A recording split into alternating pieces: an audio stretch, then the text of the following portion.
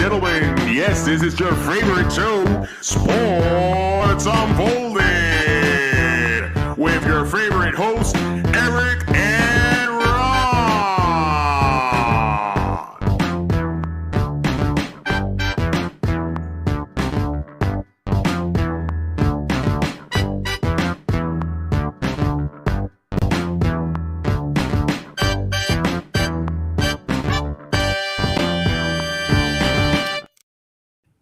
Hey, sports fans!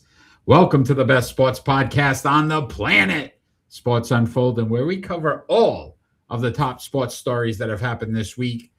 I am your host, Eric. Main man right over there, Ron. How are you tonight?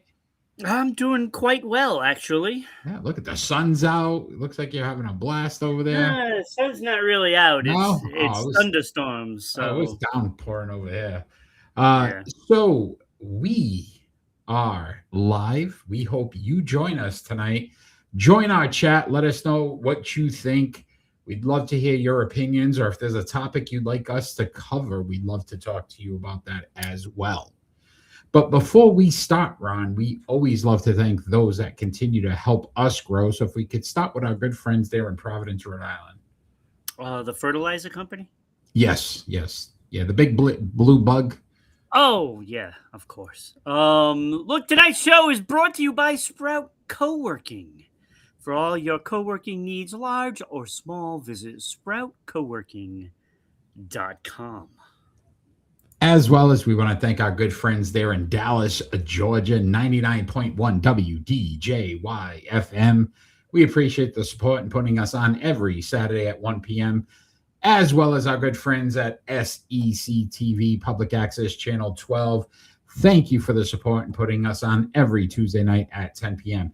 If you're listening to us or watching us on those platforms, join us every Friday night at 6 p.m. We'd love to have you, and we'd love to talk to you. So continue to do that. Like, share, and follow all of our social media platforms as well.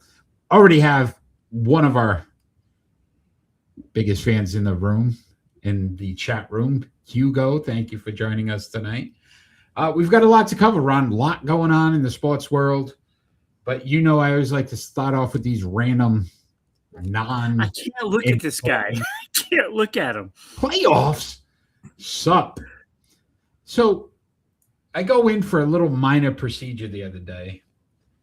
And let me ask you this, right? You finally came to your senses. Yeah. So I had a couple. I have a few cysts that I was going to have removed. Oh, why are you getting rid of your sister? She's not that nice. So I go and I'm thinking I have like 4 or 5 that need to get removed. And I go and they're like, "Oh, we're taking one." What do you mean you're taking one? Why wouldn't you just take them all? He's a one kind of cyst doctor. Right? And I'm just like, you mean I got to come back now and do it again? That's what they do. So that way they can charge you like 3-4 times. Is that crazy or what? Danny's in the house. And I'm just like, man, I don't know if I want to do this again. Like, do I really want to go again and do this? So I don't know. I was a little disappointed. I go there. I'm thinking this is going to be like, they're gone. Good. Nope. Got to wait. Got to come back. You get to bring them home in a jar? I get to see them. Yeah, they're in the jar. Yeah, and you don't get to bring them home because they got to test them. Just in case. Let's see. Ron, I think the doctor probably keeps them like. And you think in some like at his house on a little knickknack kind of laboratory type thing. And what if they try to clone me, Ron? That would be scary. Imagine the 3 of us. Yeah, see, Hugo knows trophies.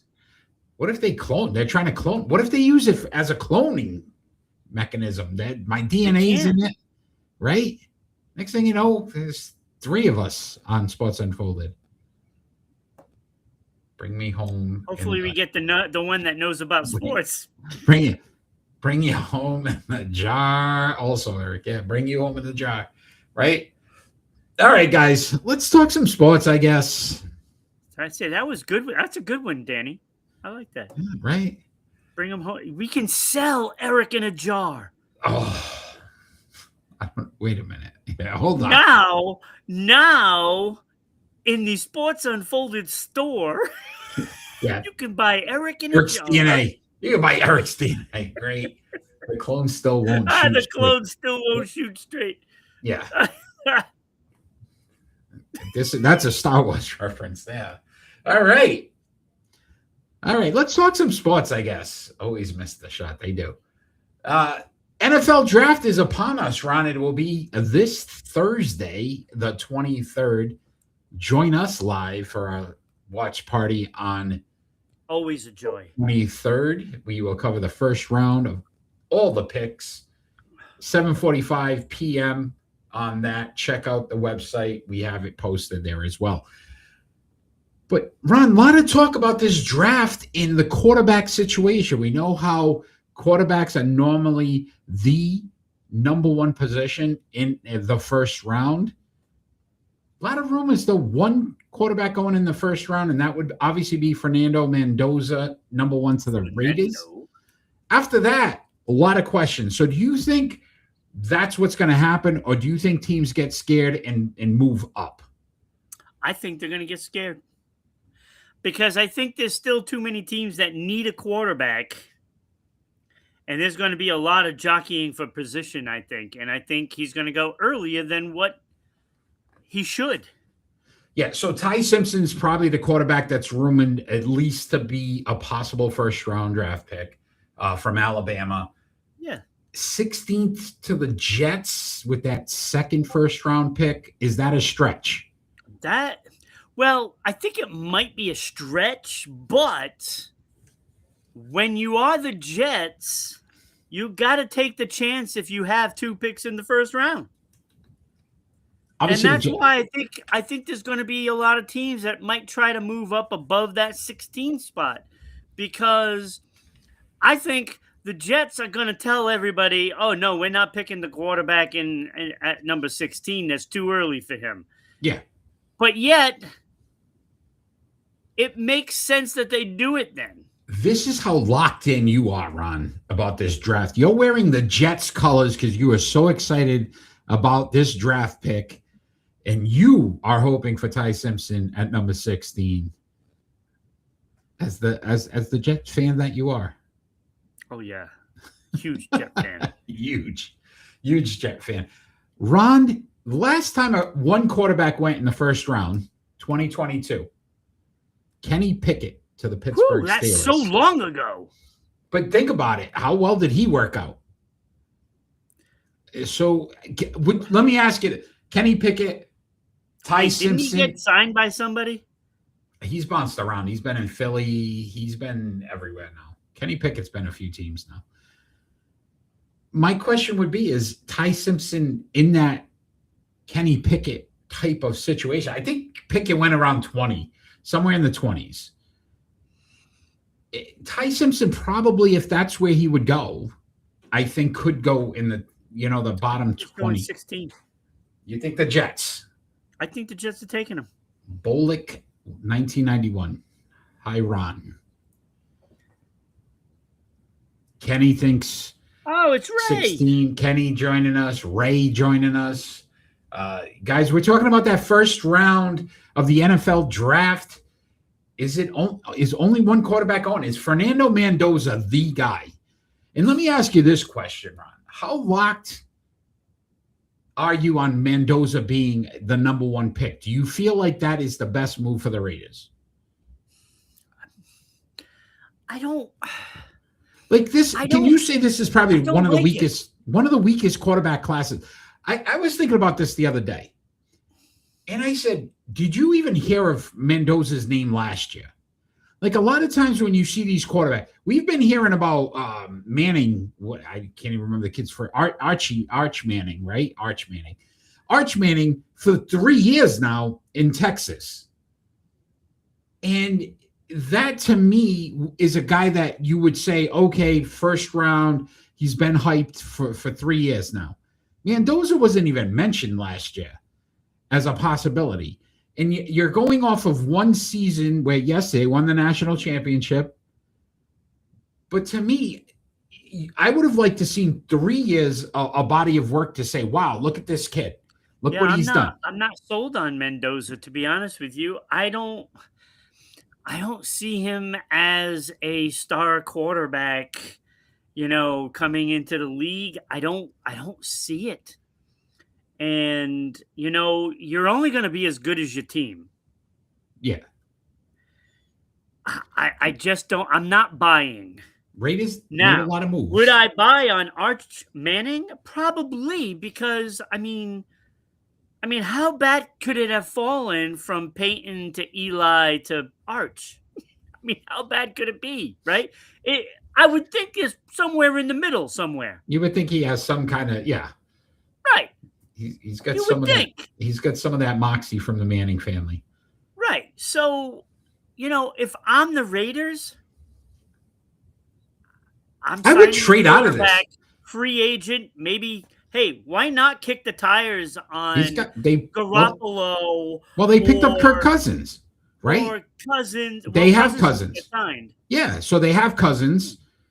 Maybe, you know what I mean? Do you trade out of this? Maybe even Mac Jones. Why not, right? I would trade out of this pick, but I would don't know. Dak Prescott, time is up. He sucks. Throwing interceptions, fumbles. How quickly, Danny, you guys turn on your quarterback. Dak Prescott has put up some numbers comparable to one great Tom Brady. Dak Prescott was never the problem. Not at all. You know what the problem is? Dallas Cowboy fans. No, because the Dallas Cowboy organization is. They don't blame the right. They don't blame the right person though. Jerry Jones and what he's done to hurt this team. Again, you give up one of the top pass rushers in the league. And Micah Parsons, like Jerry is the problem. Thank you, Hugo. You cannot sit back and say Dak has put up numbers. Dak's problem is the injuries, which we could both agree on, has been the biggest problem for Dak. The Dallas Cowboys, if they're going to draft a quarterback, Danny, it's probably not going to be until the 3rd, 4th, 5th round. Every team drafts a quarterback late just to see. One quarterback in the 1st round, though, Ron. I know it doesn't seem 4 years ago, and even then it was like, Kenny Pickett. You probably didn't need any quarterbacks. I almost feel like this is the same kind of draft. Yeah, it is. It's very similar. And I don't think the answer is there. I'm not sold. Like I said, I'm not sold on Mendoza. And if I'm the Raiders, I'm trading out of the pick. And I'm getting a lot of assets in return for that. Because teams that are desperate. Like, what are the Pittsburgh Steelers going to do? Right. Imagine that. Listen, first and foremost, it's in Pittsburgh, the draft.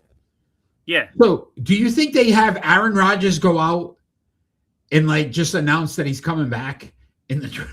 Just to be because Aaron Rodgers needs all the spotlight. Pittsburgh's another team. It's a joke. It's another team that needs to figure out what's going on at the quarterback position. It just blows my mind. I want to trade for my Dallas Cowboys. I just think that, for the Jets, I would probably trade up to get Mendoza. And I know I'm not sold on them, but they need something. And because they're going to be in another year where they're at the bottom of the barrel. And what's it doing for you? Like, the fans are leaving. They're leaving the Jets. I think the stretch at 16, you get Ty Simpson. He's a 1st-round quarterback, which means the pressure's on him. And again, this is why the Jets continuously fail, because they put these kids in positions with a team that's not ready to compete. And now he doesn't look good. I mean, you look at all the quarterbacks they've had over the years, right? And none of them have worked out that they've drafted. Some of them, their fault. Right? They've got no talent. We're going to be talking about the same teams, Eric. the same teams year after year after year. And they just don't have. There's a good handful of teams out there that don't really have a good quarterback at the helm. And the fans are gonna sit through another year of the same misery that they get every single time, and they always try to give themselves hope. Well, this year's different. Oh, we got this guy and this guy. It's going to be the same result because you don't have a quarterback. You know another team that's actually talking about Ty Simpson as well? The Cardinals. And here you go with another organization that's basically ruined quarterbacks for the last 10 years. One of the first time I ever heard a quarterback going first in the first round 2 years in a row, because they did it twice in back-to-back years. So again, you start to look at all these different factors, and I agree with you. I did want to bring up, Ron, before we move on to some more NFL, I heard one of the greatest arguments ever about the salary cap. And we complain a lot about Danny's Dodgers. We could actually make T-shirts, Danny's Dodgers. Danny's Dodgers in right, the money they pay, how it's ruined baseball. And this, in what I heard, was remarkable from the standpoint of this. The NFL has a salary cap. You either have great to good ownership and GMs, or you just have complete idiots that run organizations. We were so upset about the Dodgers. We were so upset about the Dodgers, Ron, because of all the money they spent. Right? And everybody in baseball can do it. They choose not. Think about this. The NFL with a salary cap, because everybody says you got to make Major League Baseball have a salary cap. The Cleveland Browns have stunk for the last 30 years. The Jets have stunk for the last, 20 years. They're on the same level, the same playing field as all these other teams that seem to somehow figure it out every year. It's because they got such bad ownership. And that's where I say, even with these drafts now, we're going to look at it, and me and you on Thursday are going to be talking about, why did they go for this guy? This is a problem. And that's where I think some of these teams, when they, to your point, reach, if Ty Simpson goes 16, it's a reach, because the kid is not a first-round draft pick. And now you got to put him in, and now you have to make sure that he's productive, which he won't be. And 2 years from now, everybody's telling you how he stinks and he's off to wherever. And I think that we're going to see the same thing with Mendoza. I don't know how good this kid is. He had a good year. He also had very talented players around him. Right. Look, I mean, it's very simple. The good teams know how to find good players. You know, if they need a quarterback because their quarterback is retiring after 20 years, and a lot of teams, that's happened, right? They look at the quarterbacks that are available and they draft according to what they see that they can work on and what they can fix if there's a problem in mechanics. Yeah, it's all that. It's the footwork. It's all of that. It's not because the guy just, he just won a championship, so he's the best guy. That's not how it works. Because that might not necessarily be the guy that can translate his college years into pro. And we see it all the time. I mean, the Raiders should know. Remember Russell? Yeah. Jamarcus Russell, one of the worst picks ever in the history of the NFL. Draft. But really, was he bad, or was it just a bad organization? Probably a combination. It was probably a combination of both. I don't think the kid wanted to play anyway, and then you go to an organization that's not winning, and it just makes it easier for fans to just beat him up. But I agree with you. I think we're gonna see some things on Thursday, and we'll be surprised. You all should tune in live. Tune in live 7:45 p.m. this Thursday, April 23rd, for our annual NFL Draft Watch Party. We'll talk about all the picks. Russell Wilson, one of the suckiest drafts also. I don't know if I agree with that. No, I don't agree with that. Russell Wilson, he won a Super Bowl. He got to 2. And he threw one away. Yeah. Well, literally, his coach threw it away because his coach tried to outsmart Bill Belichick and it didn't work. All right, Ron, let's talk some more NFL because this is a story now that it seems like it's going to be a reality. Can the NFL? I've been saying this for a couple of weeks, Eric. Yeah. Can the NFL afford to have replacement refs for this upcoming season? We've seen this before in the past, Ron. 2001 was the first time the league used replacement refs. That ended after about 3 weeks. The last time they did it was 2012.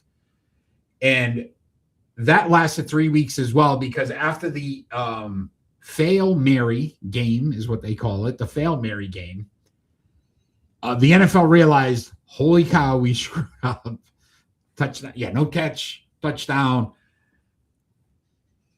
What does this mean to the NFL if they go back to this format again with these replacement refs? Okay, so this just goes to show you how greedy the NFL is. They're going to play hardball with the guys that are going to strike, and there's no need to let them strike.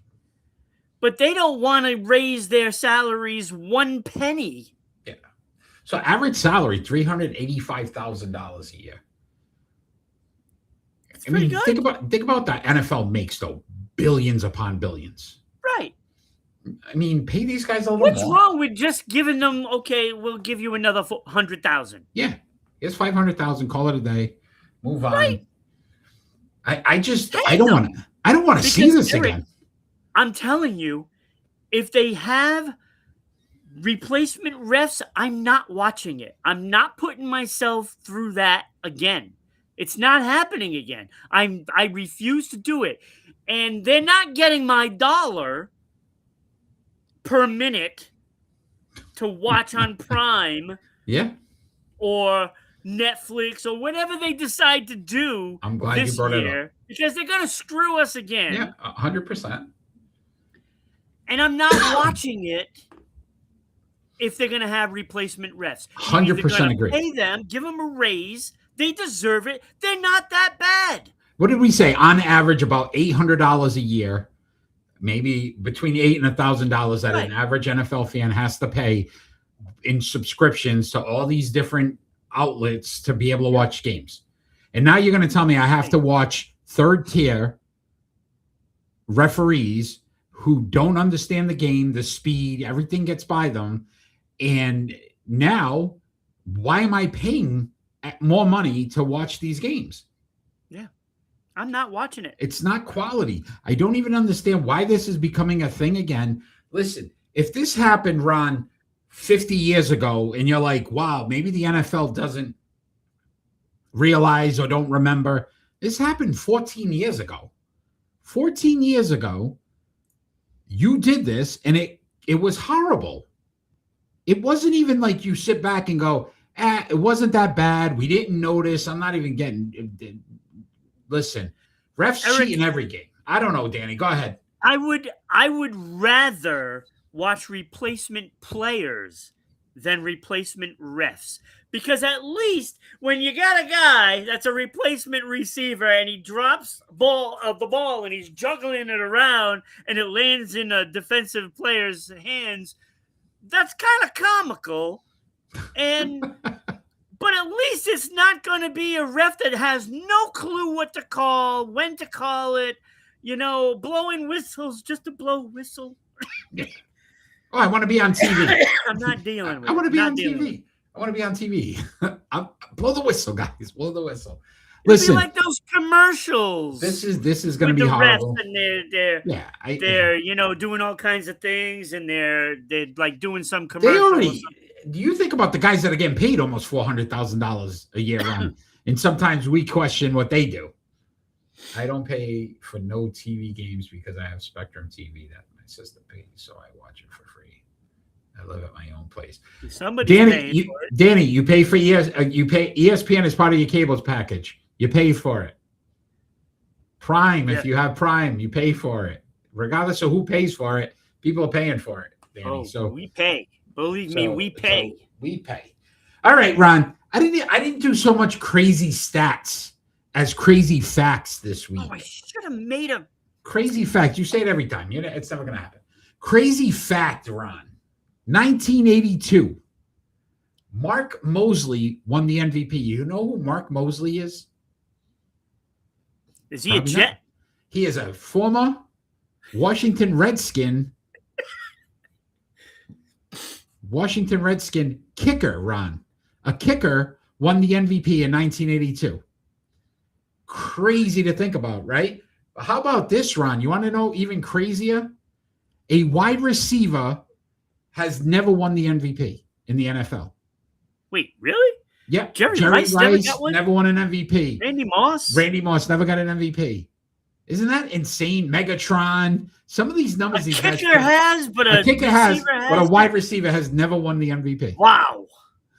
Crazy fact of the day. That is a fact, Jack.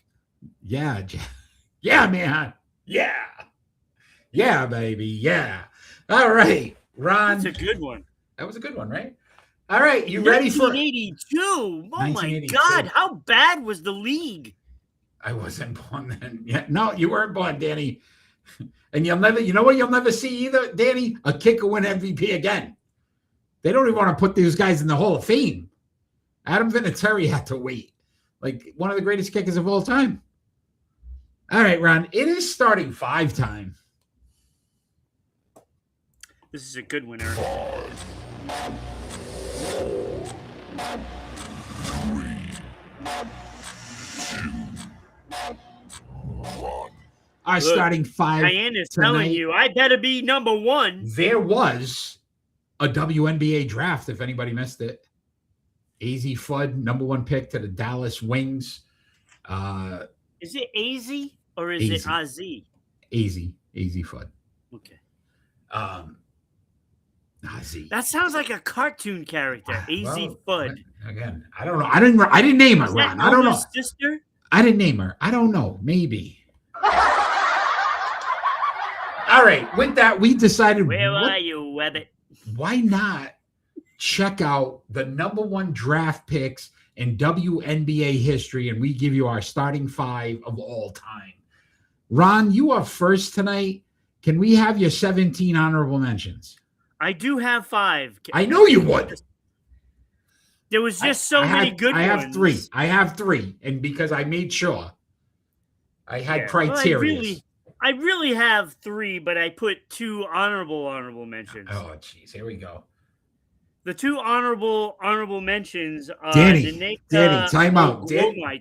Danny brought up a good point. Danny watched the WNBA. He wants the date AZ Fudd. She cute. She's taken my Paige Becca, who also plays for the Dallas Wings. Kind of been a story that's been out there, Danny. You may want to read it. You have no chance. None at all. You're not even playing on the same field. Because the Wings, I guess PR said they weren't going to talk about it. But it is a known fact that they are dating. So anyway, your honorable mentions. That means they can't play on the same team. You think there would be a rule for it, but that's not, buddy. That's not. That could be like a craze in the NBA. Let's dating each other. Let's move on to your honorable mentions. Picture that one. I do not want to, and I will not. Picture Tatum and Brown going out to the movies together. All right. Yes. Honorable mentions. All right. Naneka Ogwumike. Okay. Or Ogwo Mike. Okay. Not on my great list. Numbers. Not on my list. Yeah, I know that. But she's gotten 7 all defensive and 10 all-stars, 8 all WNBAs, and a championship. Nice. Good numbers. Yeah. And Simone Augustus. One of my honorable mentions. Yes. 4-time champion, as is like everybody in the WNBA. A lot of them. Yeah. Great numbers, though. Again, 8 All-Stars, 6 All Yeah. WNBAs. Yeah. Also, honorable mention Tina Thompson. Ooh, okay. You have her much higher, don't you? I may have her a little higher. Yes. Yeah, and you would be really wrong. Okay. Sure. Okay. 4-time champion, 9 All-Stars, 8 All WNBAs, but nothing else after that. Sue Bird, also Honorable mention. honorable Sue Bird. mention. Sue Bird and Simone Augustus. And I had Maya Moore for the Yukon, number 1, because she had my birthday, right? Yeah. Yeah. That wasn't even enough to get her into the top Wow. 5 because she Okay. was my bubble. Oof. Number 6, Maya Moore, honorable mention. Okay. All right. So I had Sue Bird, and we said Simone Augustus, but lady on your screen over towards your end, also honorable mention for me, Aja Wilson, because of the body of work. She hasn't done it long enough yet. She hasn't 8 done it years, long enough. 7 All-Stars, 6 And- All WNBA. You want my criteria? You know what? Who made my starting 5? All 5 of the ladies on my starting 5 are in the Basketball Hall of Fame. Oh, yeah, it's pretty so good. that was one of my criteria as well. So I'm guessing you probably have Tina Thompson in there because she's A Hall of Famer. Hall of But Famer. all right, at number 5, Ron, who do you have? I have Brittany Griner. Ooh, see, I was debating. I was on the fence. Now, I had to put her in there because even though I don't really care for her, Yeah. but 16.8 points, 7.1 boards. She also had 4 championships, 9-time All-Star, 6-time All WNBA, 2-time scoring champion. Yeah. 7-time All Defensive, 2 Defensive Player of the Years, and 8 block titles. Yeah. That was enough to put her at number 5 for me. Those numbers are just I agree. blatantly great. I agree. Not a Hall of Famer. At number 5 for me. Yeah, she will be. He will be. And guess what? Get to see her 1 year in Connecticut because she's a Connecticut until they moved to Houston. Number 5 for me was Tina Thompson. Averaged 15 points, 6 boards, 9-time All-Star, all WNBA 8 times, and 4 championships. Those 4 championships, plus great. a Hall of Famer. Tina Thompson, number 4 for me. Yeah, I just did. She didn't number have 5, any accolades for me to put her in the top 5. Number 5.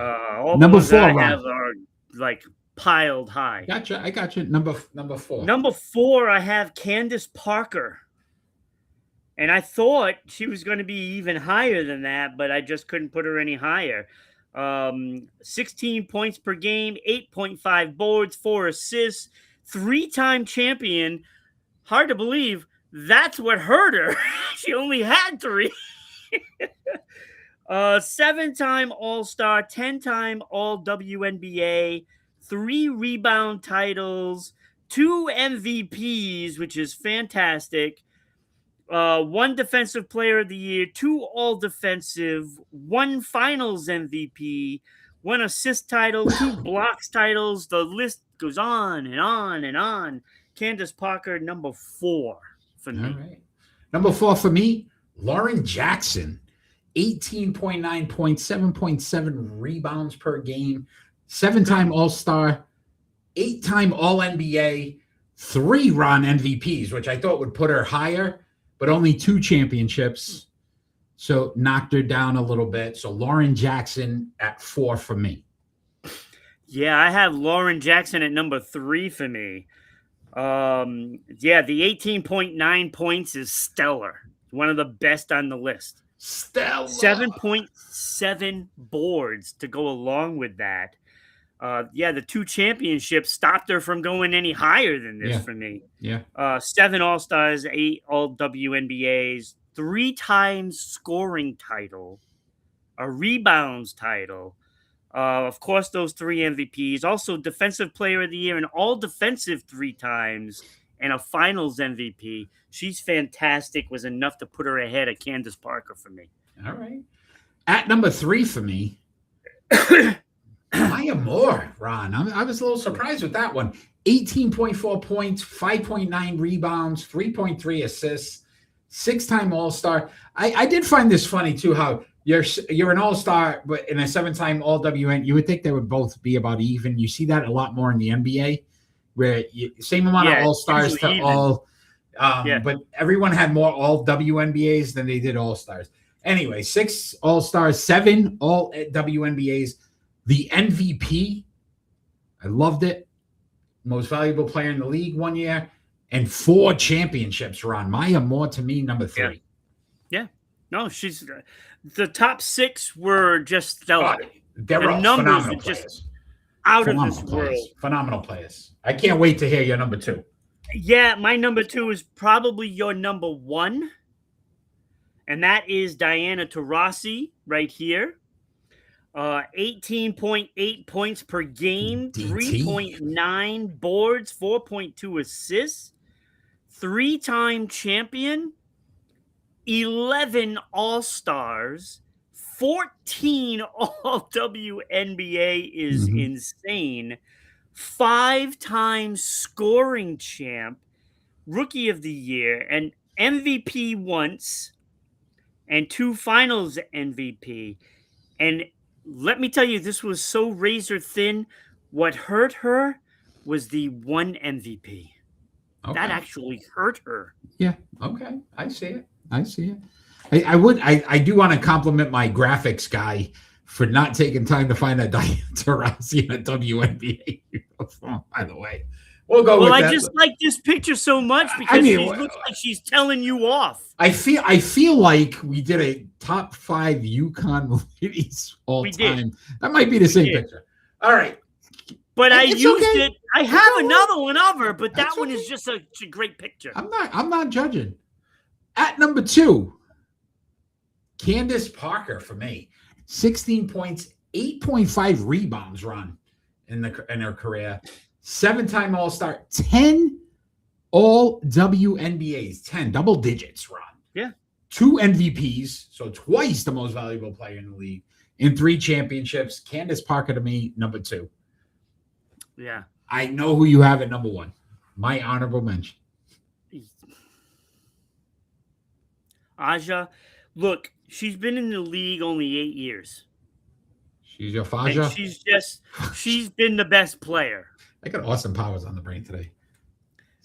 My Faja. 21.4 points per game. Dominant. The only one with that. Agreed. That is absolutely incredible. That in itself. Then you throw in the 9.3 boards per game. Phenomenal play.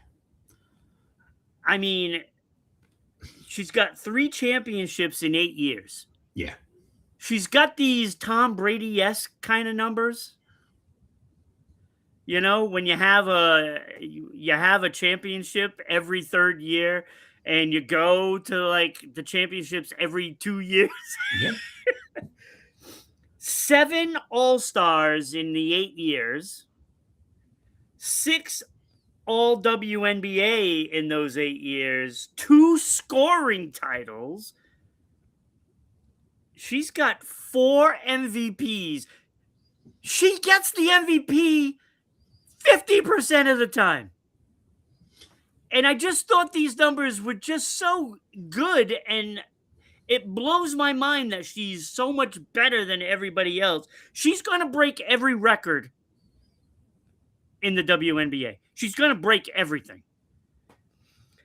3-time Defensive Player of the Year, 5-time All-Defensive in just 8 years, 2 assist titles, 5 block titles. I just think she doesn't have the career numbers as Diana and Candace Parker and Lauren Jackson yet. 2 years, she's going to surpass all of them. Agreed. So I gave her number 1. I think she's the best player in history. threw her in as the honorable mention because, again, qualification had to be in a Hall of Famer. Obviously, still playing, so she can't be there. Wait, the qualification didn't have to be a Hall of That Famer. was my qualification. Oh, yours, mine. but you know. So at number 1 for me was Diana Taurasi, and you said it, 18 points per 0.8 points. It was per close, game. But that 14 all WNBAs I know, is it's ridiculous.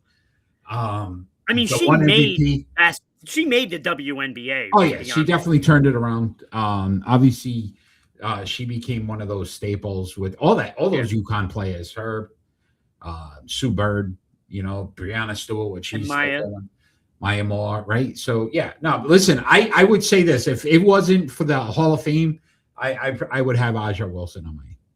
She's so good. Oh my God, she's like I said, she's going to break every record that is possible. I agree with that. I could see that. I could definitely see that. All right, Ron. Great list, great players. Right? We don't get to lift up the women enough. Yeah, let's appreciate the greatness that's out there, man. There are some great. That's what I'm going to be watching summertime, Eric. Yeah, some great players out there. Watch baseball.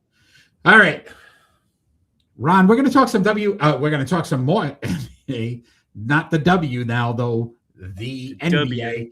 The playoffs are getting underway this weekend. Playoffs. So I'm going to kind of do this in a different form. Playoffs. A different format a little bit, Ron. We're going to talk about we're most interested in players we're going to watch, but we're going to talk each series and then just give some nuggets and not the Denver Nuggets. All right, so we're going to start off in the East, Ron. Pistons versus either the Magic or the Hornets. First and foremost, which team wins in the play-in game? I'm going Magic. Look, we did our playoff predictions last night on the NBA show. Yeah, I remembered and I turned it on. It was already off. I just missed it. You just missed, but you would have seen a bombshell from me. Okay. All right. So Pistons. I have Orlando Magic winning tonight. Oh, so you get the Magic one. Okay, so it's Pistons. And I have Orlando Magic beating the Detroit Pistons. Wow. Okay. So young Pistons, right? Can they show that they're truly the number 1 seed? And I think that's where we're going with this. Kate Cunningham has to prove that MVP talk was legit. And I think this is Pistons. Very good, Hugo. I think that's what's going to be critical here. And even though the Magic aren't as experienced as some of the other teams that are in the East, they've been there a couple times now. So I could see that happening where the Magic could overtake the Pistons. So I think the number 1 seeds here, I think, have to worry on both conferences. I think Pistons have to be worried whoever wins tonight. Yeah. I think whether it's Charlotte or Orlando, they're beating Detroit Pistons. I know you're a LaMelo Ball fan. I'm rooting against the Hornets for what he did to Bam Adebayo. I don't know if you saw that in the game. Oh, I saw it. Yeah. And listen, it was a dirty play. It was a dirty play. And he shouldn't even be allowed to play this week or this game. But yet again, the NBA screws that up too because they want to make sure their star players are in. So I could see that. All right, how about the 2 seed, the Celtics versus? But they kick out Jaylen Brown for arguing. Yeah, Celtics versus the 76ers. Good chance Embiid doesn't play game 1, at least game 1. It's a good chance he doesn't play at all. My question, there's a very good chance. My questions would be this. Jaylen Brown, can he continue to be the alpha? And then does Jason Tatum and his limited minutes increase? Because obviously with playoffs means you're probably going to need him in the games longer. Only if they need him. Look, he'll get the minutes that is needed to play.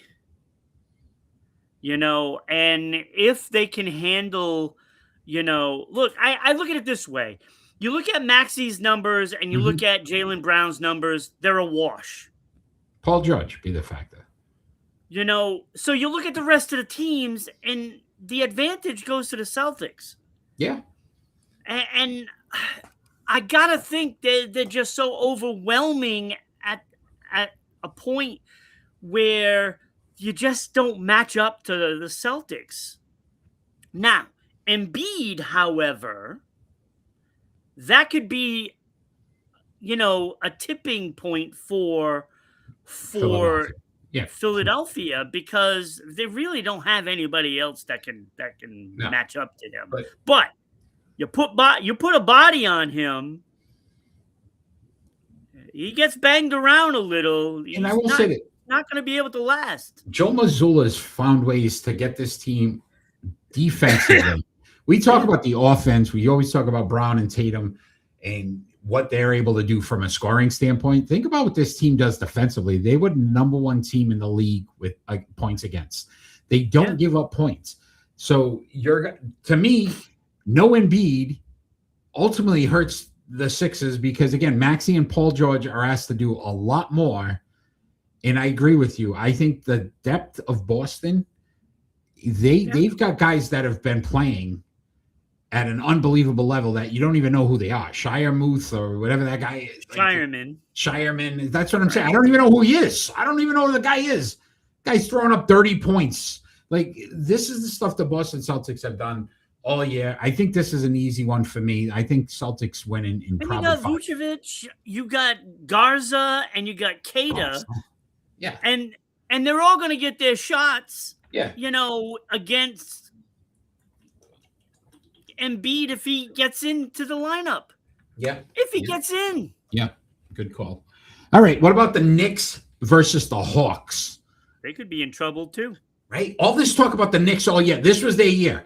All I heard about is how the New York Knicks, right? This was their year. They're going to go to the finals. And then you start to look at it and you go, listen, the Hawks are a very scrappy team. The best move they made was getting rid of Trae Young. When they did that, this team took off. Because Johnson has risen to the occasion. He's been fantastic. I like the Hawks. I think the Hawks push this to 6 or 7 games. And I think the Knicks still win. There, what's his face? Concanuple. No, that's Charlotte. That's Charlotte.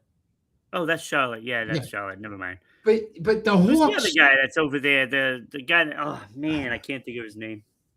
But I think the Knicks are in trouble. I agree. Yeah, I think they are too. I think the Knicks are in trouble. I think the talk got to them early, and now the pressure's on. Now you have to win. They really improve their team. Yeah, and you have to win now. They got Mike Brown, much better coach. Anyway. All right, Ron. They're already talking about him getting fired if they lose in the first round. Right. Isn't that crazy? This is the state of New York Knicks. It's ridiculous. Good old days, Patrick Ewing couldn't win, though, Danny. We remember those guys. John Starks, Patrick Ewing, Xavier McDaniel. Like, they had a squad, too. Larry Johnson was on that team. Grandmama. All right. Cavs versus the Raptors, Ron. Cavs. Listen. Yeah, but see, Mitchell gets hurt every year. Every year in the postseason, Donovan Mitchell gets hurt. And Ron, you forgot the one key guy. I know, the guy that never wins a title. James Harden. You're going to say James Harden figures out how to win in the playoffs. No, I'm saying that they're going to get by, the first round because just Toronto just doesn't match up for the scoring. And I feel like the Raptors are a year. Look, if Mitchell is going to be healthy in this series, Toronto doesn't have a chance. They can't match up that scoring. And they don't have anybody to slow him down either. Yeah. I would say this. I think the Raptors are a year or two ahead of schedule. Like, I don't think they're not good yet. So good test for them, but I agree with you. I think James Harden figures out a way not to lose this series. They're probably not to lose this one. They're going to bench him. They'll probably say, listen, you're not even playing this series. We want to get to at least the second round, James. I'll tell you what. I have Orlando beating Detroit, and then I have Orlando beating Cleveland. Ooh, so put that one down. All right. Orlando in the conference finals. Wow. All right. All right, Ron, let's look on the West. You got the Thunder versus either the Suns or the Warriors. Who's winning that series? The Suns are the what? The Warriors. I have Golden State winning that game. Tonight? Is it tonight? I think it's It's tonight. tonight. And then they face the Thunder. So you got the Thunder versus the Warriors. Right. And, I have the Thunder moving on, but it is Curry. And Ron, It's Curry. you don't get repeat champions too often in the NBA. No, you don't. So, to me, I agree with you. I think the Warriors win. And then think about this. The game the other night, I mean, Steph found a way to win that game. I know. Right? And That's why I have the Thunder winning the series. But there is not a shred of me that would be interested in betting on this series at all. Because there is nothing. Yeah. There is no one in the league right now that I would ever count out. And the only player is Curry. Yeah. I would not be surprised if he just goes on a tear and drains 23s per game. It would not surprise me.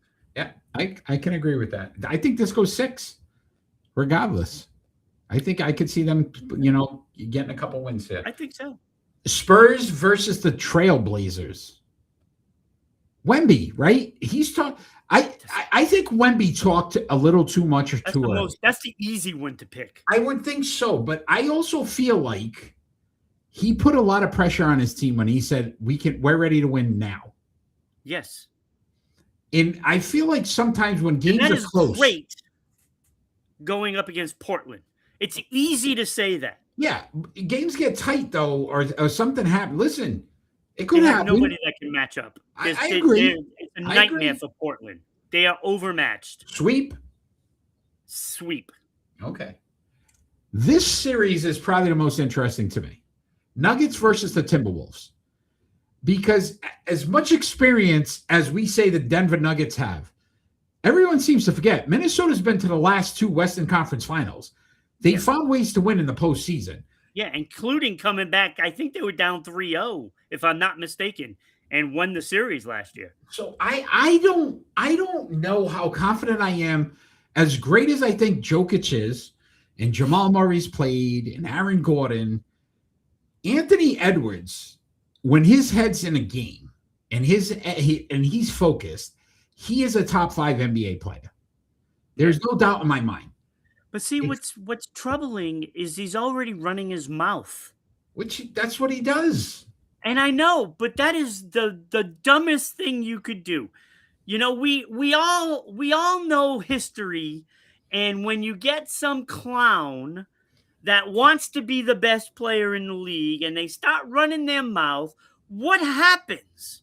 They usually lose. Great players on the other teams say, okay, now it's time to really bear down and just make a point. And I gotta think that the Denver Nuggets are looking at this as like, okay, so he really thinks that he's the best player. All right, let's show him. Yeah, now you gotta do it on the court. I think this one goes 7 though. I think this series goes 7 no matter what. I don't. I do. Lakers versus the Rockets. Listen, we don't know Luka's status. That's up in the air.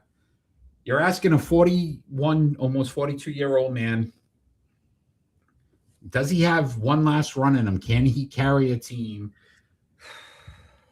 And listen, I thought about this earlier too, Ron. The reason why Kevin Durant is in Houston is because they felt he gave them the best option to win in the postseason. Who's got more pressure on him? Like LeBron to me has the least amount of pressure. Yeah, because if Luka's not in the game, right, they're expected just to lose. Yeah, but as bad as I get on LeBron can win a game by himself. He can. He still can do that. Agreed. Now, Can he do it for a series? No. So if Luka is out more than like 3-4 games, they're not winning this series. But if you need him, he's going to come through on that game 1, and LeBron will be LeBron in that game 1, and he will do everything in his power to win the game, and he can do it. I wouldn't want a guy on a mission like that to be coming out there knowing it's on you, LeBron, and he's gonna perform, and he'll do it. He might not take a last shot of a game, but he won't need to take the last shot. He'll just do everything else. Yeah. He will probably hustle, like he hasn't done all season long. Yeah. He might have saved all his energy for this. He's going to give him 1. Yeah. And let me tell you, KD is not his spring chicken either. Yeah, agreed. This is what I'm saying. I don't know. I want to say this should be an easy one for the Rockets, and yet I'm sitting back going, I could see LeBron finding a way to push LeBron this. Is better defensively than KD. And think about this. What do you got? Sagoon and Thompson with the Rockets. Yeah. Austin Reeves has played very good basketball. Yeah. If you get Luka back by games 3 or 4, and you had split games 1 and 2, there's a good shot the Lakers can pull this off. Yeah, I actually have the Lakers winning. So there you go, wow. Danny. Lakers in 6 is what I think could happen. All right. And I think LeBron wins game 1. All right. Crazy fact time, Ron. Do you know which franchise has the most playoff wins in NBA history?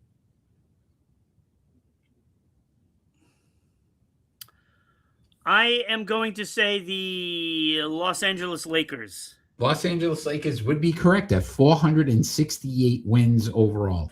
Number 2, the Boston Celtics at 429. Number 3, Ron, may surprise you.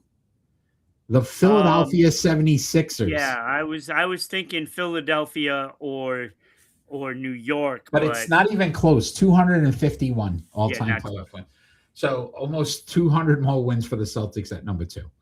So pretty interesting to see that. San Antonio can pass them soon. They may. Let's look at Major League Baseball and talk about Mike Trout. Mike Trout went to New York, had himself a series, Ron.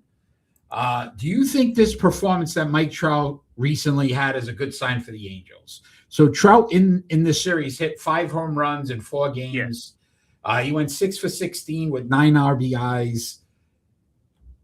I mean, is this the turnaround? Are we getting the old MVP? Sure, Mike it's Trout? a good sign that he's still great until he's 2 hurt. weeks from now when he gets an injury and then he's on the shelf for the next month and a half. I love this though, right? Because I was like, all right, let's look. He's batting 246 with 7 home runs, Ron. He hit 5 in the 4 games. In the series. So he's only hit 2. He's got 16 RBIs. The team's 10-10. They're 5-5 in their last 10. Yeah, this isn't helping them. This is literally just, to your point, we're just waiting for the inevitable of him being hurt. It's like you have a compound bone fracture. And not even that. Like when it's just broken and it's sticking out your leg and they put a Band-Aid on it. That's what it's like. You're gonna break at some point, right? Yeah. ERA for the Angels, 4.30 as a team, 21st in Major League Baseball, 24th in batting average at 223. You're gonna need a lot more than Mike Trout if the Angels on that list. Yeah. Believe it or not, the Yankees are like second to worst in batting average right now. Or third worst. White Sox and somebody else. White Sox aren't even hitting 200 as a team, by the way. Kind of crazy. So we'll have to see how long he stays healthy. So don't think it makes a difference. Yeah, we're going to move on. But, Ron, you ready for your crazy stat? Yes. Crazy stat time. Don Mattingly, one of the Yankee greats, holds the record. No, he was great. One of the Don Yankee Mattingly, twins. cut it out. Don Mattingly holds the record for the most grand slams in a season, Ron, with 6. He had 6 grand slams in a season. You want to know the crazy stat? He had never hit a grand slam before or after that season. That's pretty funny. Right? Is that not crazy? Not a surprise, but it's pretty funny. He hit 6 grand slams that one season, didn't hit one before or after that season. It's kind of How crazy. many home runs did he finish with that year? I don't know. I didn't look that up. I could. 17? 18? No. Please stop it. Donnie Baseball was like a 30 home run, 300 plus batting average guy. Cut it out. Should be in the Hall of Fame. All right, Ron, before we move on, before we look at the numbers, before we move on to our split decisions, can you talk to everyone out there and tell them about our almost new friends down in Providence, Rhode Island? Absolutely. Tonight's show is brought to you by the almost new 990 WBOB radio page, offering links to your favorite Providence shows, including this one, Sports Unfolded, and the Bryant Bulldog Sports Hour. And let's not forget our good friends there in Dallas, Georgia, 99.1 WDJY FM. Thank you for your support, as well as our good friends in Southeast Connecticut, S6E16 TV, Public Access Channel 12. Thank you for the support and putting us on every week. What if the owner of the radio station listens to the show? I mean, if not, he's missing the best sports podcast on the planet. I mean, that's I would think so. Probably not a good idea. I would check it out. All right, Ron, it is time for split decisions. I mean, it's time for them to send us some new promos.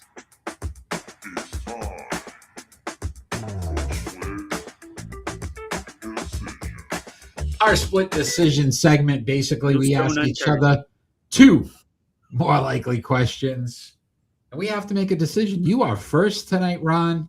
Oh, You're joy. first. Split decision. All right. Well, we just talked baseball, right? Baseball. What team's start is more likely how they will finish? Okay. The Pittsburgh Pirates in first place, 11-8 start. The Tampa Bay Rays first place, 11-7 start. Atlanta Braves first place, 12-7 start. Or the Minnesota Twins in first place, 11-8 start. Who is more likely to be there? Taking the Twins out. Don't like the Twins. Pirates have a shot, but I think it's that would be more of a stretch. I think there's much more talented teams in the AL East than the Rays. The Rays always start off well and somehow second, third place, they get in the postseason, but there's no way to win in the AL East. So that leaves me with the Atlanta Braves. And I could see the Braves doing it, man. They just always play good baseball. They always figure ways to win. Even in a division where you sit back and go, all right, you got Philly, you got the Mets, you start to look at all these teams. Those teams predominantly find ways to lose. The Phillies maybe not as much, but the Braves always seem to be in the mix. So I could see the Braves being the team. So I would go with Atlanta. Good. I'd go with Atlanta. Nice. A lot of Twins fans here, please. Atlanta Braves, let's go, baby. All right. Maybe that's the team I should start rooting for. Hugo, yeah, a lot of Twins fans up in your area, I'm sure. All right, Ron, I'm going to also give you a baseball question. This one might sting. It may hurt. My favorite sport. It may not hurt. Hall of Fame, my friend.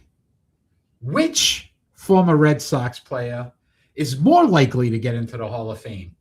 Dustin Pedroia, who's going on his 3rd attempt for next season, or John Lester, who's going on his 1st attempt? Who is more likely to be a Hall of Famer? We know they let some people in that shouldn't. So is it Dustin Pedroia or is it John Lester? Which former Red Sox is more likely to be in the Hall of Fame? They are both eligible. John Lester, because he had a long career. He got the Red Sox to where they needed to win, and I just think based on his regular season stats, but more so the postseason stats is going to put him over the top. I think Dustin Pedroia, he didn't have a long enough career. And it's too bad because he would have gotten there. He got 20% of the vote last year. Yeah, I know. I'm just saying, usually the guys that they may have a shot. But John Less's first attempt. And I agree with you, that postseason. Plus, with the Cubs, he won. Wasn't he with the Cubs when they won it, too? Yeah, he brought two teams that never won before championships. Right? So that might help. That might help John Lester more than anything. Yes. And Hugo misses playing basketball.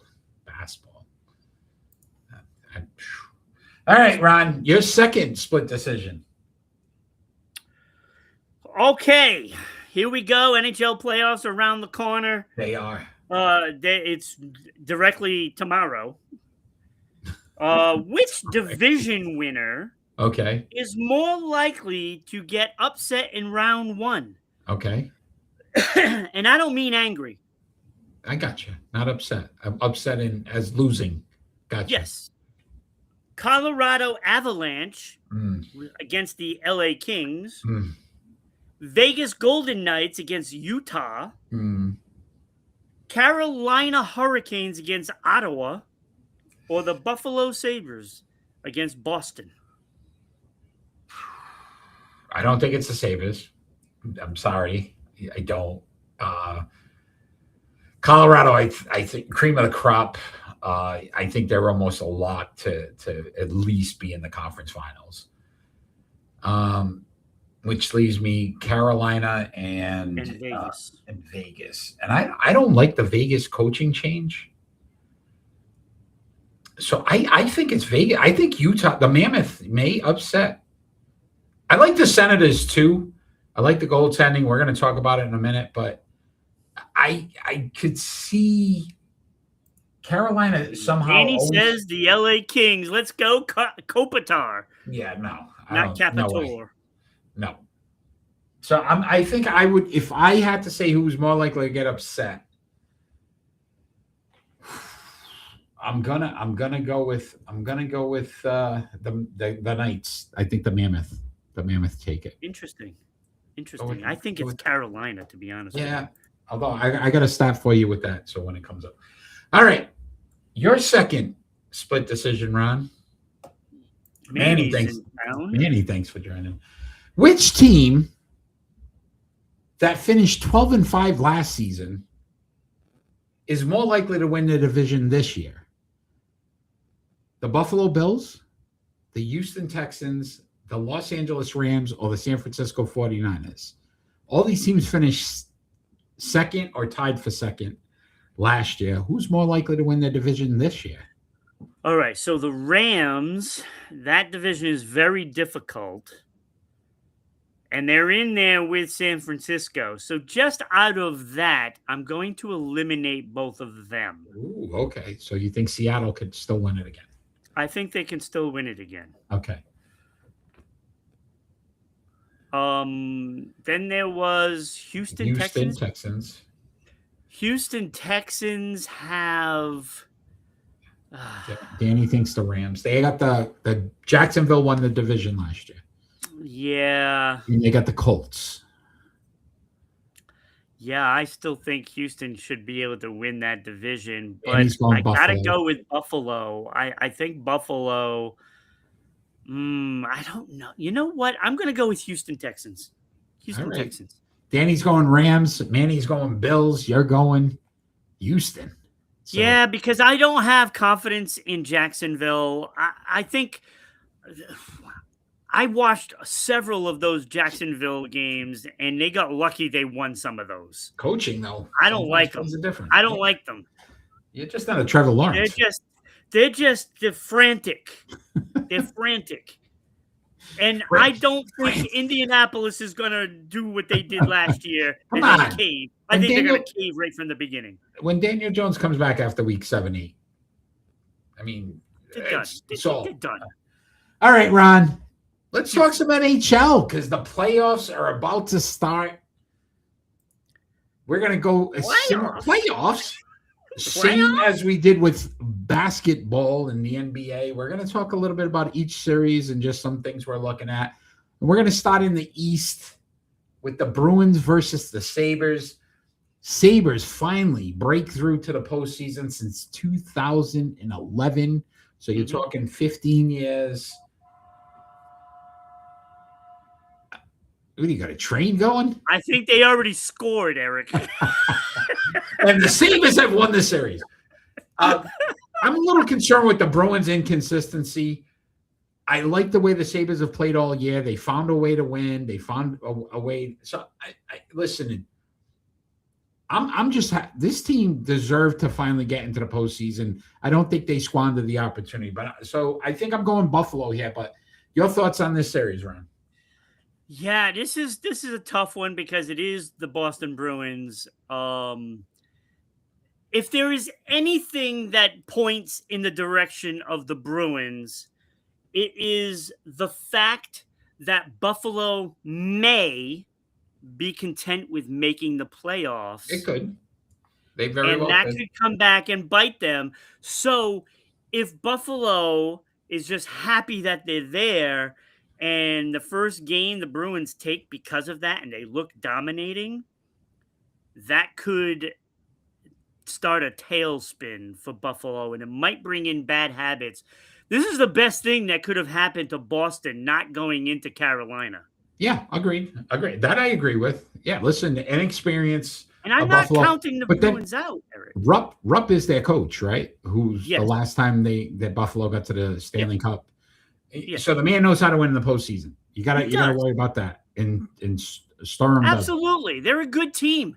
Like when you talk about the Sabres, what they accomplished this year is phenomenal, and they're a really good team. They have a good goalie. He's not tested in the postseason, obviously, but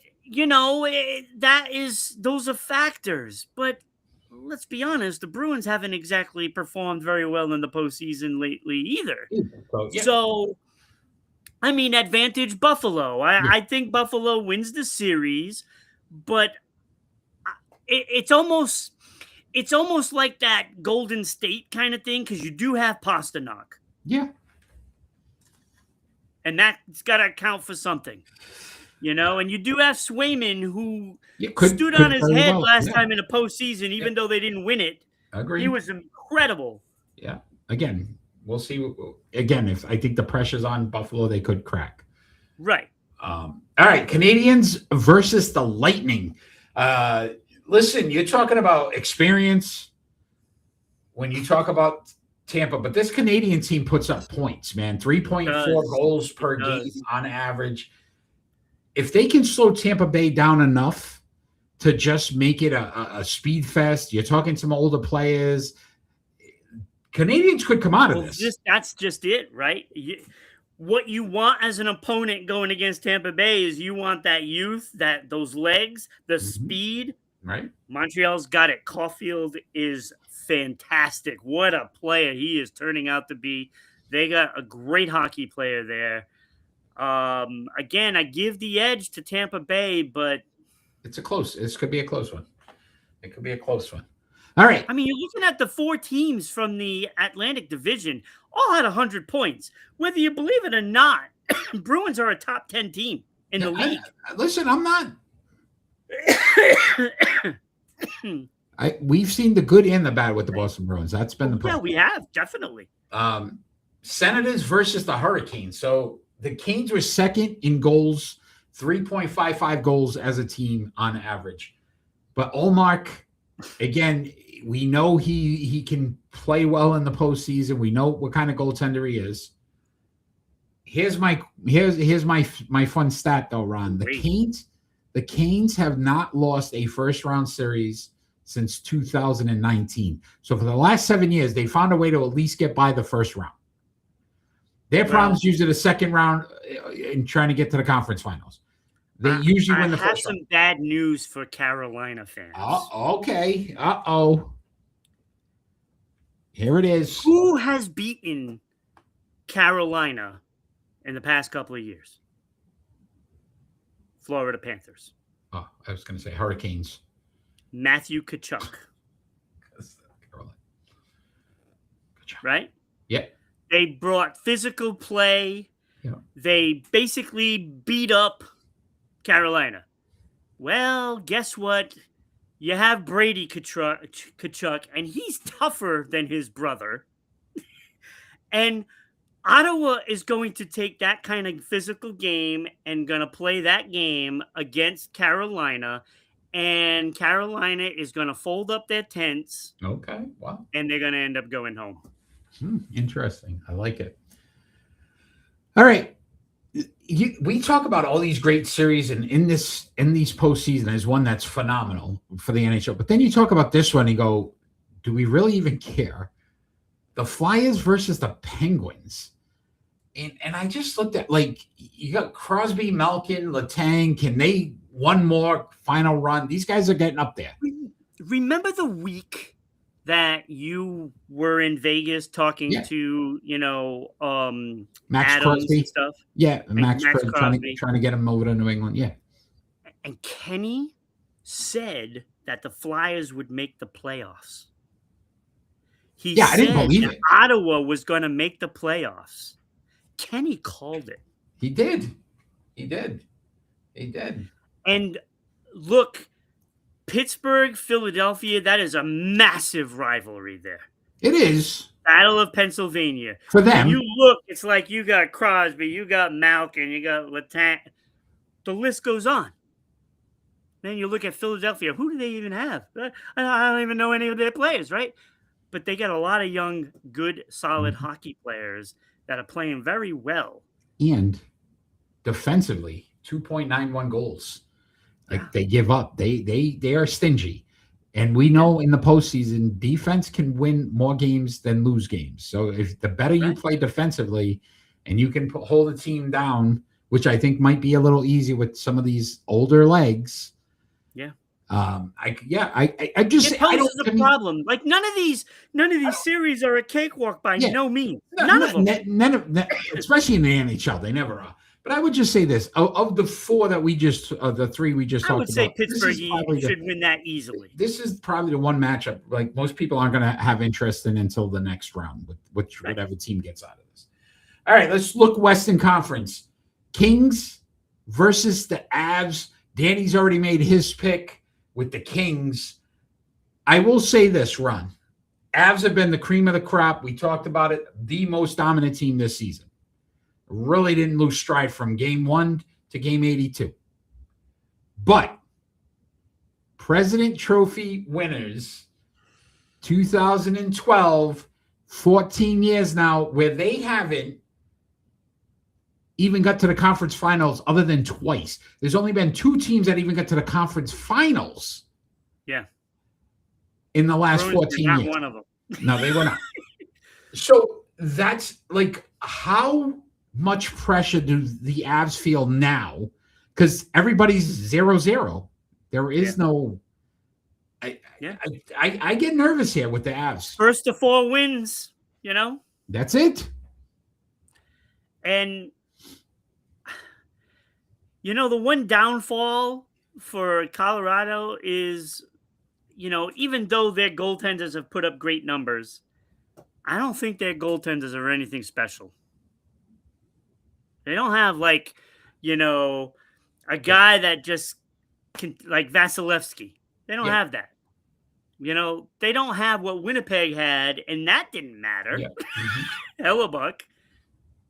Bruins have Swayman. That hasn't mattered. No. So, I mean, who are we to judge who is good in the pipes, right? But we know that this team can put up some points in a hurry. LA Kings is one of those teams that is very solid defensively, but you can just overwhelm them, and they're very similar to the Boston Bruins, to be honest with you. Very similar, just with less talent. Kopitar, great player. He's on his last hurrah. I mean, maybe he's got something left in him. I don't know, but I don't see it. I think it's a 5-game series. I just think you start to get that chatter. series is like 3-2, let's just say. Now you're like, wait a minute, hold on. 2012. Like, wait, what? Uh-oh. Right? Yeah. So that's that game I don't think 6. this is a series that's going to get them. Probably not. Probably not. All right. Probably the most anticipated series is going to be this Wild versus the Stars. This, to me, is a guaranteed 7-game series. This is going to – you talk about stars, Ron, on both sides. Quinn Hughes, Kirill Kaprizov, Matt Boldy. And then on the other side, you got Mikko Rantanen, Jason Robinson, Wyatt Johnson. Like, you've got stars, NHL stars. This two solid series, teams. like whoever loses this, you got to feel bad for, because they probably, if they had a different matchup, would get a lot further. And they should have a different matchup, Right? but that's not the way insane. it is. It's insane. I think this is the series to watch. And of all of these matchups, to me, this is going to be the one that most people are going to talk about after the first round. Yeah. Yeah, you're right. It's just seeing who is going to get the first win, right? That first game means everything. Didn't they just play they played in that was one of the games, and it was like 5-4, and it was going back and forth. Like it wasn't even like either team. So yeah, that's going to be a fun series. Yeah. It's Mammoth going to be a great series. Mammoth versus the Knights, Ron. I am personally, I don't like the Knights coaching change. I don't like Tortorella.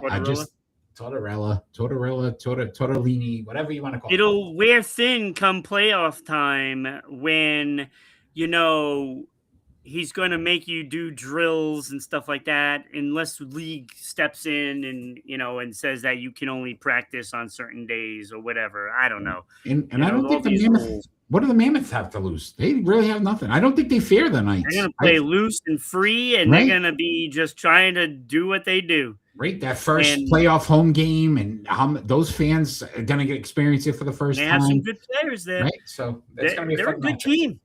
Fun matchup. Ducks versus the Oilers, Ron.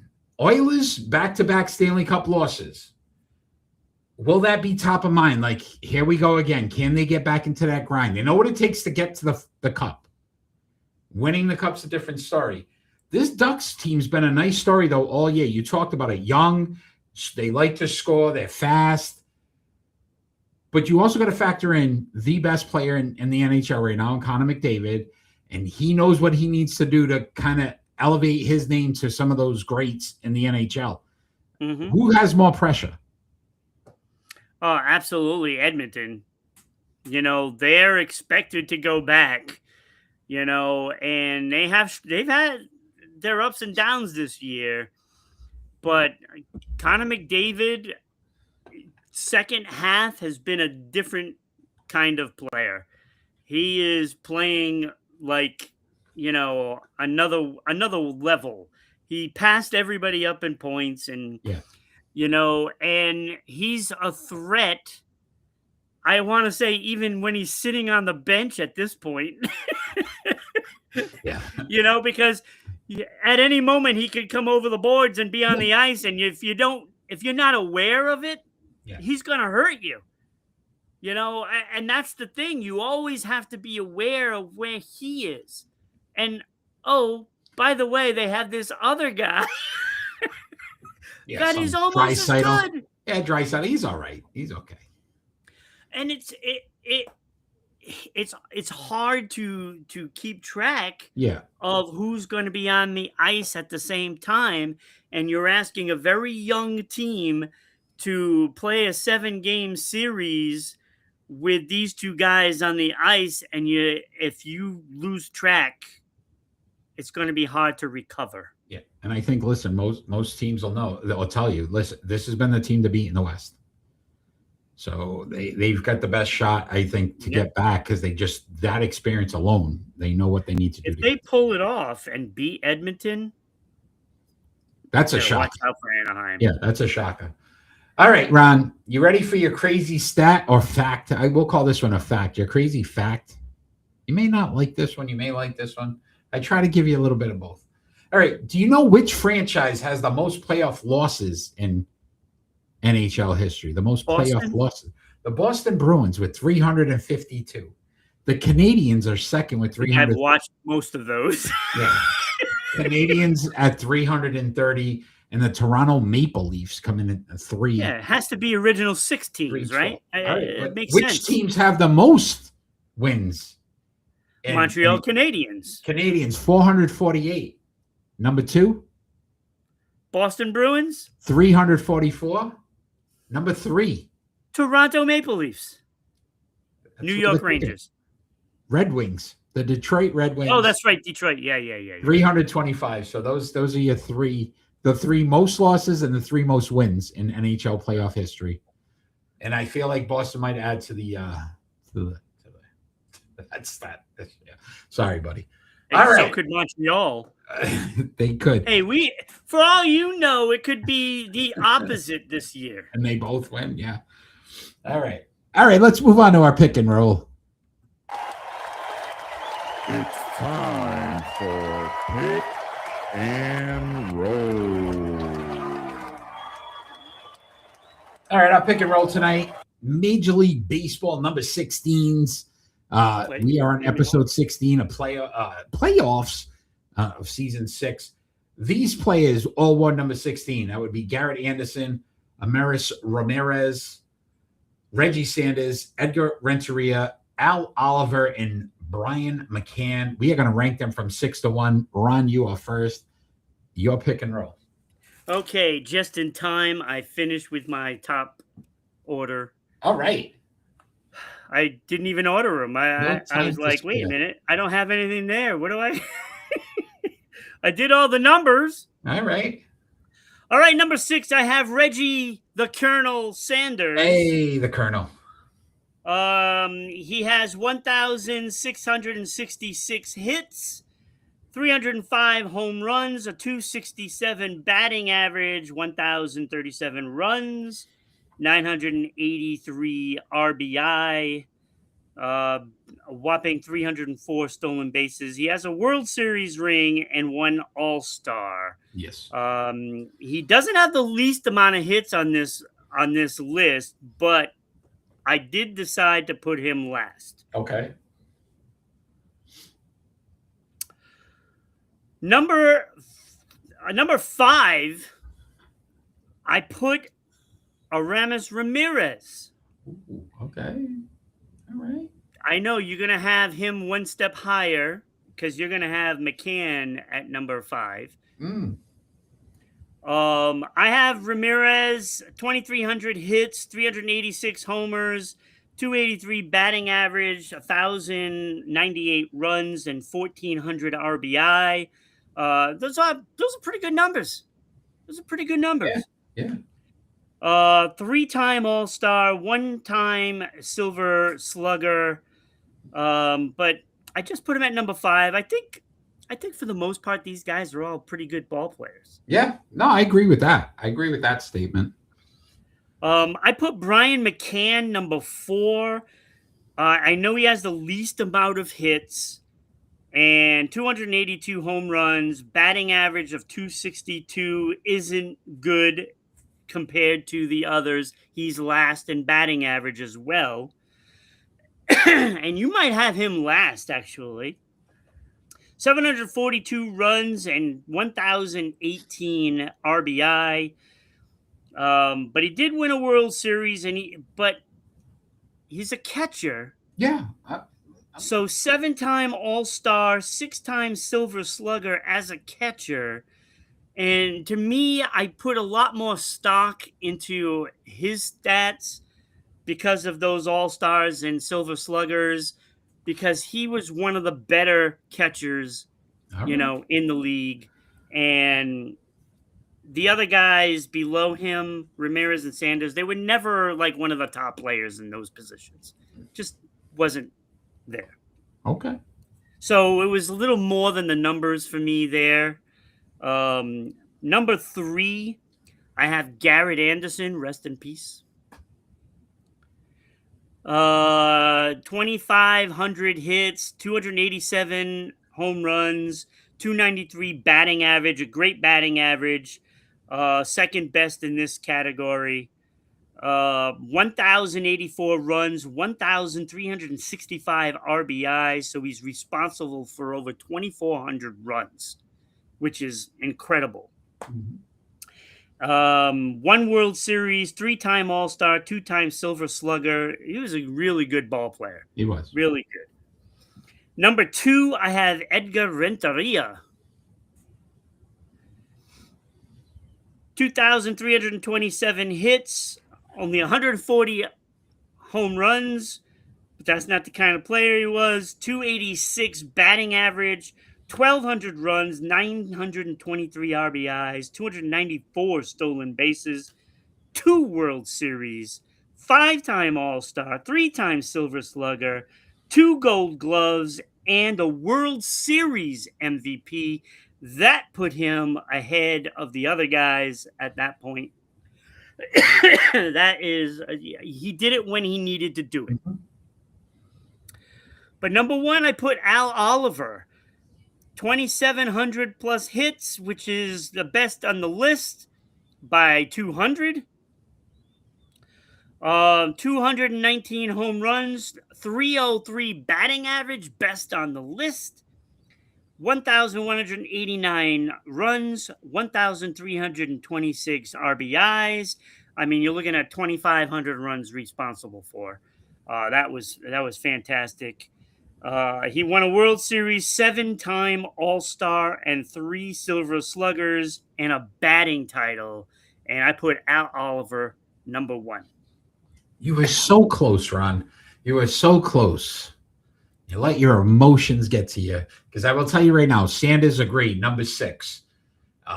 By far, just 1 All-Star, 1 championship. Again, second lowest batting average. McCann has to be the second, 5th, with 262 batting average. I didn't like the batting average. I really did. I know you don't, but that's great for a catcher. And you said it. Least amount of hits. Yeah. Least amount of runs. So, yes, the 6 Silver Sluggers, 7 All-Stars to me, I consider that a wash. There's not that many great catchers, so I think he got the All-Stars just based on the fact. What? Not that many great catchers? Probably not during his time. Yes, during his time. It's still his time. And he beat who? We'll look at that later. Ramirez I had at 4. And again, I like the 283 batting average, 2,300. That's almost 800. He had 800 more hits. I understand that. So and like Ramirez is a good ball player. And then we had the same top 3. I had Anderson at number 3, Renteria. I listen. That was a tough call with him and Al Oliver for a bit. I know. But I loved Al Oliver's 303. I love the fact that he won a batting title. Yeah. He had 2 more All-Stars, the same amount of Silver Sluggers. Even though Renteria had 2 championships and a World Series MVP, the batting average, more hits, more RBIs, I think ultimately put him at number 1. So it was good. You did good, but I think I would have just flip-flopped the Ramirez. Yeah, I'll take Brian McCann as a catcher over Ramirez at a third base. All right. I'm not third saying base you're is wrong. a diamond I'm not dozen. saying you're wrong. I'm just saying you're wrong. But I'm not saying you're wrong. I'm just saying you're wrong. But I'm not. As a catcher, you need to get – that's the guy that you're requiring for your pitching staff to play well. And he Yogi does Berra that. batted 262. He wouldn't be a Yankee great. He didn't. Anyway, thank you very much. Veritek is a great. Doesn't he like to change too? Anyway, yeah. It is prediction time, Ron, and we got a lot of people live, and you guys better still be on because we got some numbers here. When it came to predictions last week, some point the graphic I'll get it up. There it is. Ron 6-3. I went 5-4. Manny last week 7-2. Big week again. Him and Danny are tied. So Manny wins a prize. Manny, we need your address. Danny 3-5. And you go 5-4. So positive there. You go one more good week, buddy. You're back over 500. So we are going to have some fun this week because we got playoffs. We're picking playoffs. We're picking some playoff games. Game 1. Woo! There you go, Hugo. So let's make sure we get these picks in, gentlemen. We are starting with the NBA, Ron. You got the Minnesota Timberwolves at the Denver Nuggets. That's game 1 on the 18th tomorrow. Who are you taking? I'm taking Denver. Denver's winning that series, and they're winning game 1. The results get posted. We usually just do it on Fridays, Hugo. I could post it on the website. I might start doing that. Hugo's going with Timberwolves, Gas of Minnesota. As much as I said this is going to be a crazy series, I think Denver takes game 1. I'm going with the Nuggets as well. Manny's going Nuggets. I don't know if Danny's still on. Danny's on. Nuggets. All right, Danny. There we go, buddy. All right. On the 18th as well, you got the Atlanta Hawks at the New York Knicks. Game 1 again, Ron. I'm going Knicks here at home. I just think it's going to be a really muddy series, but I still think the Knicks get at least game 1. I agree with you, Eric. I am picking the Knicks to win game 1. I think once the Hawks understand different Knicks, but okay, Stevie Nicks, Hugo. Once Atlanta gets that first playoff game out of the way and understands what it's going to feel like. Oh, that's Hicks. Danny's going Hawks. Manny's going Hawks. Oh, wait a minute. Let me hold on. Because that doesn't sound right for me. That doesn't sound right. I'm trying to find it, and I can't find it anywhere.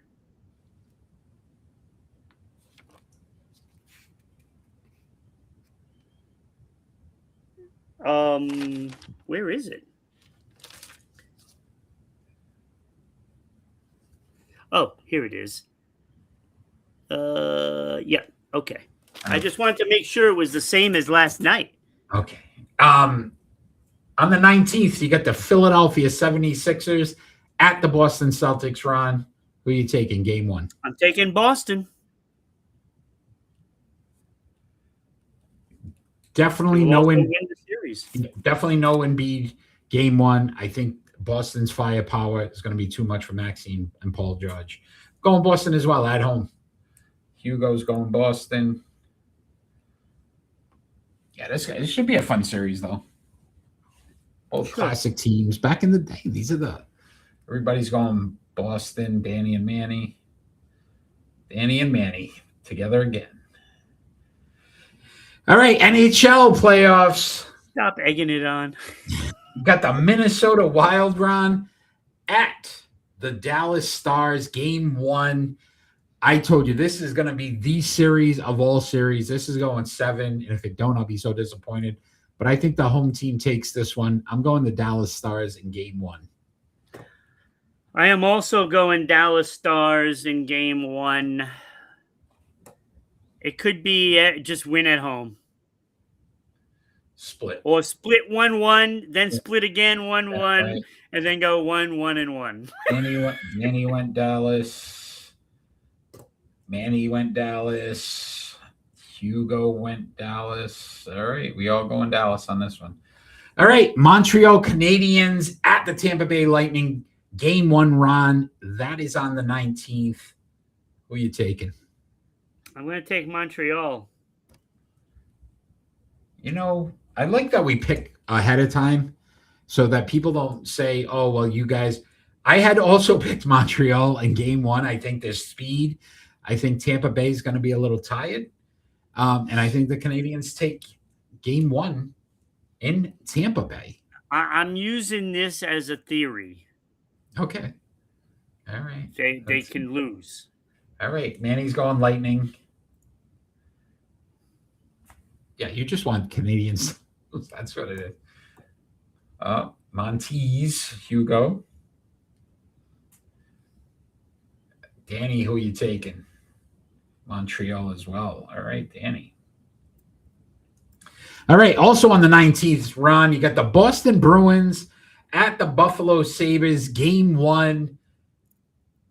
Listen, I don't believe in the Bruins right now. I think the Sabres have a much more stable team. I'm going the Sabres. You're going to be wrong, Eric.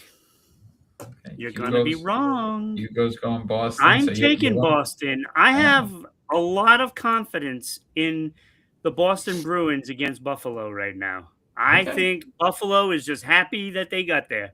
All right. Hugo went Boston, went the Bruins as well. Manny's going to Bruins. Manny and Danny. Danny's going Bruins. All right. On an island. A million Sports Unfolded fans can't be wrong. 1.5 million, yes. All right, Ron. Major League Baseball, the rivalry is back. The New York Yankees at the Boston Red Sox, best of 3. Who wins the series, Ron? The Yankees are going to be upset for letting Mike Trout run amok. It's not going to happen again. I'm picking the New York Yankees in probably a sweep. Hugo's going Boston. I'm going, confidence in them. Yeah, I'm going Yankees as well. I still think they're a better team. I mean, neither team is really tearing it up, but I'm going to go Yankees as well. All right. That's actually going to fire their manager and hire Veritek to take over. All right. UFL action on the 18th tomorrow. You got the Seattle Battlehawks at the DC Defenders. Did DC win last week? They destroyed whoever. They were 40-something to 7 or something. Yeah. It's bad. Yeah. It's gonna be like that too. So DC Defenders is gonna run it. I'm going to all our military out there, DC, our nation's capital. I'm going DC. Hugo's going DC.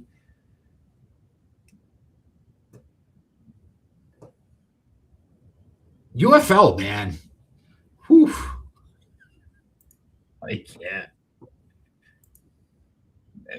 Danny's going Dodgers. All right, buddy. We'll put the Dodgers in there. All right. DC. Danny, do you have a pick for the UFL game? St. Louis Battlehawks at the DC Defenders. Yeah, there's no other good matchup in baseball. They're both 2-1. No, there wasn't any good teams. All the top teams weren't playing anybody. All right. We also got NASCAR, Ron. Everybody picked the same driver last week. Guess what? He lost. Everybody got a top 5 because he finished 3rd Woo-hoo! overall. So we all got a win for it, except Danny, who didn't pick.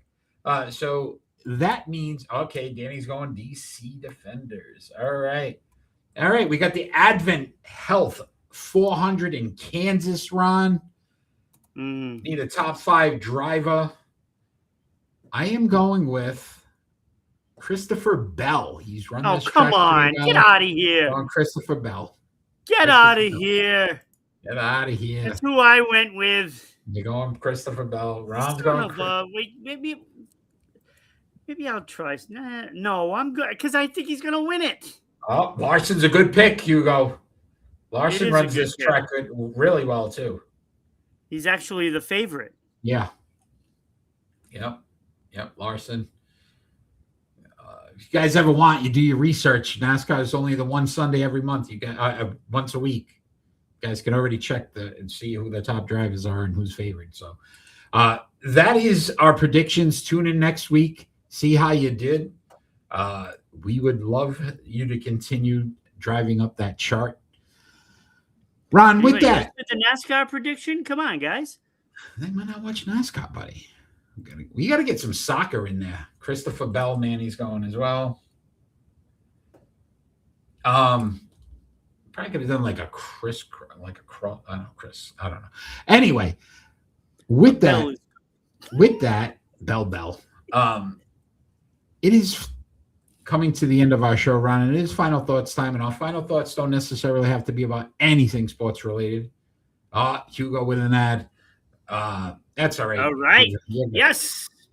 Penny. Ring up those pennies. With that, it is your time for your final thoughts, Ron. Yeah. My final thought goes out to somebody that we already talked about tonight. And that would be, as soon as I find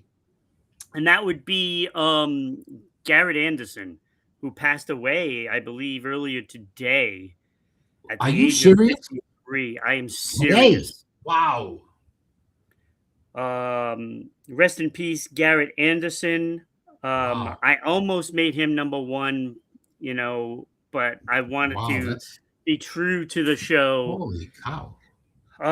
Look, That's crazy.